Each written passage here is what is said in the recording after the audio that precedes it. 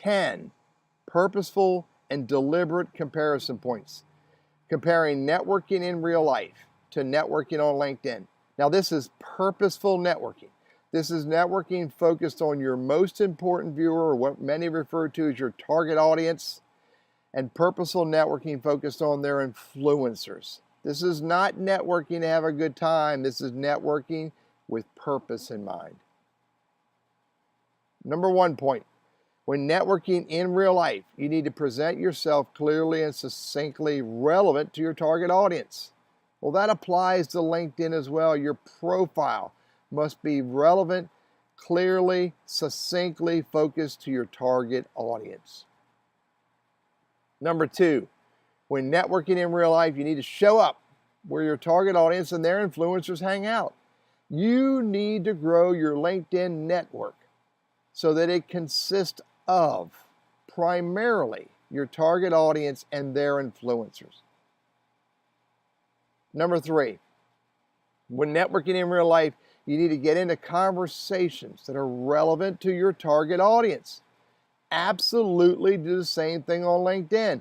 Engage on content that's relevant and useful to your target audience, and in most cases regarding what you do or what you do for them without talking about your business. Number 4, when networking in real life, you should acknowledge the milestones of birthdays, job anniversaries, etc., etc.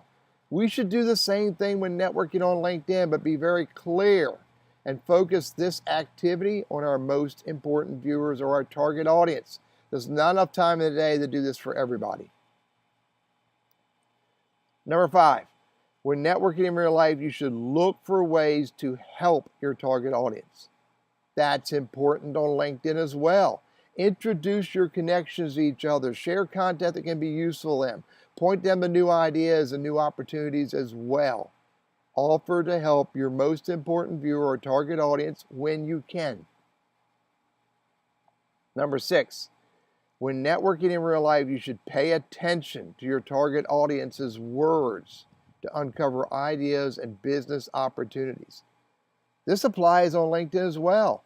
Pay attention to the changes in their roles, the changes in their business, their industries, their communities, their employees, their facilities, etc. So you can look for opportunities to get into a deeper conversation that can open up opportunities. Number 7, when networking in real life, you should not barf your brochures all over your target audience. That applies to LinkedIn as well. Do not be barfing your content, your brochures, your flyers, your white papers, your case studies, and all that stuff all over LinkedIn. Rather, share useful information that your target audience can benefit from. You get a chance to share about your business in due time. Number 8, when networking in real life, you should never get into conversations that will damage your personal or professional brand. That applies to LinkedIn as well. Never get into conversations that can damage your brand. Don't touch that content, let alone engage on it. Number 9, when networking in real life, you should never do, say, or engage in any way that you don't want to be seen, heard, or perceived of in life. This applies to LinkedIn as well, and my simple statement is period. It applies. Number 10, when networking in real life, you should always smile and leave your problems and your issues in the back seat of your car.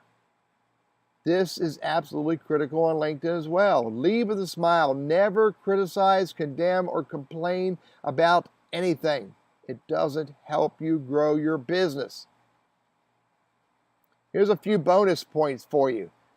Number 11, when networking in real life, the goal is to make a connection, develop a mutually beneficial relationship, and look for ideas and opportunities. This absolutely applies to LinkedIn. Focus on making connections, building relationships, and looking for ideas and opportunities. And number 12, networking in real life works better when you use LinkedIn. Hey, networking on LinkedIn works better when you network in real life. And my final bonus, I often get asked for the ROI of networking in real life. And those of us who know how to do it and do it well, we know it lies in the network of our target audience and our influencers. Those who trust us, respect us, and like us. Done correctly, this network can become a great source of referrals. Absolutely the same with LinkedIn. Build a great network of your target audience and influencers, and do what it takes to develop trust, respect, and even like. And then LinkedIn can become another great source of referrals. I'm Teddy Burris. I'm your LinkedIn coach and trainer. If this is helpful, if you'd like to talk about it more, then reach out to me and let's have a conversation.